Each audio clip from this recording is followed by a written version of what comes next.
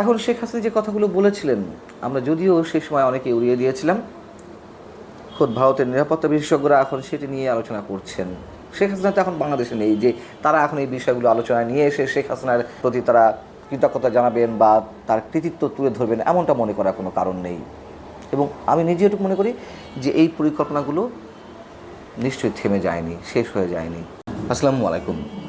সাবেক প্রধানমন্ত্রী শেখ হাসিনার একটি বক্তব্য, একটি আশঙ্কা এবং তার কাছে দেওয়া পশ্চিমাদের একটি প্রস্তাব নতুন করে তুমুল আলোচনা জন্ম দিয়েছে। বিশেষ করে ভারত জুড়ে, ভারতের বিভিন্ন গণমাধ্যম তাদের রিপোর্টিংয়ের একটি বিশেষ অংশ জুড়ে এই বিষয়টি নিয়ে আলোচনার তুঙ্গে রেখেছে। সেটি হচ্ছে, আপনাদের নিশ্চয় মনে আছে, শেখ হাসিনা বলেছিলেন যে এই বাংলাদেশের একটি অংশ এবং মিয়ানমারের একটি অংশ মিলে একটি খ্রিস্টান রাজ্য গড়ে তোলার পরিকল্পনা করা হয়েছে, চক্রান্ত চলছে, তার কাছে বিশেষ বিশেষ প্রস্তাব দেওয়া হয়েছে। শেখ হাসিনার সরকারের যে পতন ঘটেছিল 2024 5 আগস্ট, তার ঠিক আড়াই মাসের কম সময় আগে তিনি একটি জনসভায় এবং 14 দলীয় জোটের একটি বৈঠকে তিনি এসব মন্তব্য করছিলেন। কেন এই বিষয়টি নতুন করে আলোচনা জন্ম দিচ্ছে বা যে আলোচনা জন্ম হয়েছে সে বিষয়ে আমি আসছি। খুব যুক্তিসঙ্গত কারণে এই ভারতের বিভিন্ন গণমাধ্যম এই বিষয়গুলো তুলে আনছে। তার আগে একটু মনে করিয়ে দিই শেখ হাসিনা হুবহু কী বলেছিলেন। তিনি বলেছিলেন যে বাংলাদেশের চট্টগ্রাম এবং মিয়ানমারের একটি অংশ নিয়ে পূর্ব তিমুরের মতো খ্রিস্টান রাষ্ট্র বানানোর চক্রান্ত চলছে। বঙ্গোপসাগরে একটি ঘাঁটি করবে তারা। এর কারণ বঙ্গোপসাগর ও ভারত মহাসাগরে প্রাচীনকাল থেকে ব্যবসা বাণিজ্য চলে। এই জায়গাটার উপর অনেকেরই নজর, সেটা আমি হতে দেব না, এবং আমি যে হতে দেব না এটিও আমার একটি অপরাধ। এবং তিনি বলছেন যে তার কাছে একজন সাদা চামড়া মানুষ এসে প্রস্তাব দিয়েছে যে বাংলাদেশের ভূখণ্ডে একটি বিদেশি রাষ্ট্রকে বিমান ঘাঁটি তৈরির অনুমতি দিলে তার ক্ষমতায় টিকে থাকা কষ্টকর কিছু হবে না, বা টিকে থাকাটা সহজ হবে। এটি সত্য কথা। তার এই বক্তব্য নিয়ে অনেকেই হাসাহাসি করছিলেন, আমরা অনেকেই পাত্তা দেইনি। আমরা বলছিলাম যে এটি হয়তো তার একটি নতুন পরিকল্পনা, এটি দিয়ে মানুষের দৃষ্টি অন্যদিকে সরাতে চাইছেন, এমন অনেকেই মন্তব্য করেছিলেন। কিন্তু তার এই বক্তব্য মাঝে মধ্যেই সত্য প্রমাণিত হচ্ছে।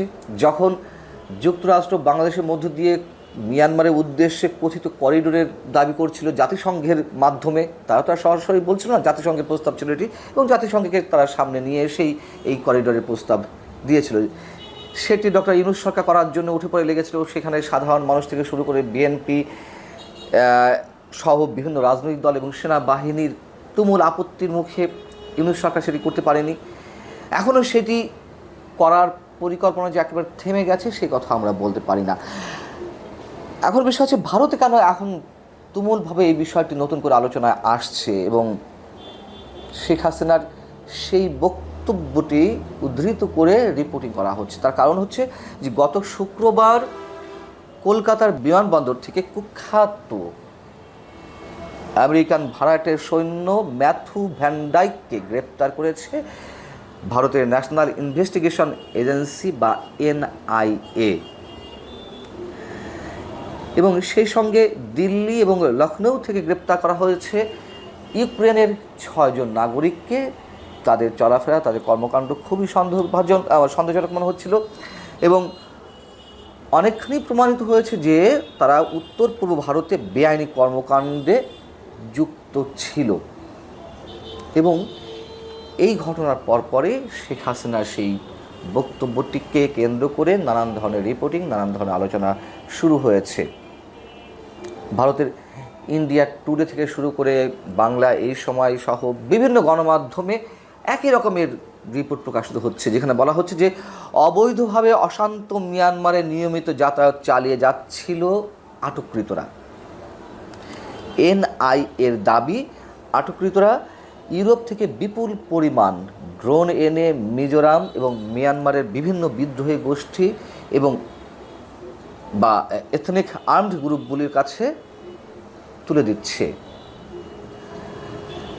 মিয়ানমারের রুট এবং ভূ রাজনৈতিক ছক সম্পর্কে এখানে বলা হচ্ছে যে 2025 সালের মার্চ মাসে মিজোরামের মুখ্যমন্ত্রী লালদুহোমা গোয়েন্দা তথ্যের ভিত্তিতে মিজোরাম বিধানসভায় উপস্থিত হয়ে তিনি জানিয়েছিলেন যে ইউক্রেন যুদ্ধে লড়া সেনারা মিজোরাম হয়ে মিয়ানমারে যাচ্ছে, সেখানে তারা বিদ্রোহীদের অস্ত্র প্রশিক্ষণ দিচ্ছে। ভূ রাজনৈতিক বিশ্লেষক ব্রহ্মচেলানির বক্তব্য এখানে তুলে আনা হয়েছে যে তিনিও বলেছিলেন আমেরিকার ছায়া যুদ্ধ এরই মধ্যে ভারতের উত্তর পূর্বাঞ্চলে পৌঁছে গিয়েছে, এই অঞ্চলের স্থিতিশীলতা নষ্ট করতে চাইছে আমেরিকা। ব্রহ্মচেলানির বক্তব্য বা তার দাবি। এবং এখানে বলা হচ্ছে যে সেই সময়ে মিজোরামের মুখ্যমন্ত্রী যে দাবি করেছিলেন এনআইএর হাতে ভ্যান ডাইকার মতো কুখ্যাত মার্সেনারির গ্রেপ্তারিতে তাই সত্য বলে প্রমাণিত হয়েছে বলে মনে করছেন গোয়েন্দা বিশেষজ্ঞরা। এখন এই যে ভ্যান ডাইককে গ্রেপ্তার করা হলো, যুক্তরাষ্ট্রের ভাড়াটে সৈন্য, তাকে গ্রেপ্তারের পরপরই রুশ গণমাধ্যম স্পুটনিক ইন্ডিয়া সেটিতে একটি সাক্ষাৎকার দিয়েছেন ভারতের প্রতিরক্ষা বিষয়ক একজন বিশেষজ্ঞ উত্তম দেবনাথ। তিনি বলছেন যে আমেরিকা দীর্ঘদিন ধরেই উত্তর পূর্ব ভারতে একটি খ্রিস্টান রাষ্ট্র প্রতিষ্ঠার চেষ্টা চালাচ্ছে, যাতে সেখান থেকে সহজে চীনের উপর নজরদারি এবং চরবৃত্তি চালানো যায়। এনআইএর হাতে আটক ইউক্রেনীয় এবং আমেরিকানদের সেই একই চক্রের অংশ হওয়ার প্রবল সম্ভাবনা রয়েছে।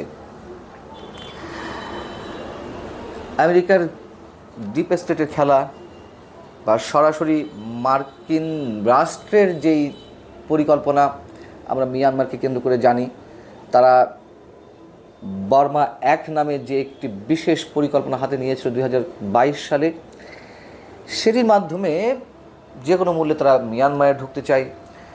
মিয়ানমারের খনিজ সম্পদের উপর তাদের নজর রয়েছে এবং সেখানে ঢুকতে পারলে চীনের বিষয় বা ভারতের বিষয়ে যেসব কথাবার্তা বলা হচ্ছে সেগুলোও তারা রপ্ত করতে পারে।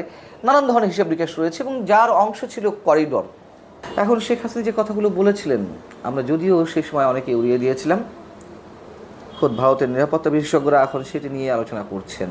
শেখ হাসিনা তো এখন বাংলাদেশে নেই, যে তারা এখন এই বিষয়গুলো আলোচনায় নিয়ে এসে শেখ হাসিনার প্রতি তারা কৃতজ্ঞতা জানাবেন বা তার কৃতিত্ব তুলে ধরবেন এমনটা মনে করার কোনো কারণ নেই। এবং আমি নিজে এটুকু মনে করি যে এই পরিকল্পনাগুলো নিশ্চয়ই থেমে যায়নি, শেষ হয়ে যায়নি। ভালো থাকুন সবাই, আল্লাহ হাফিজ।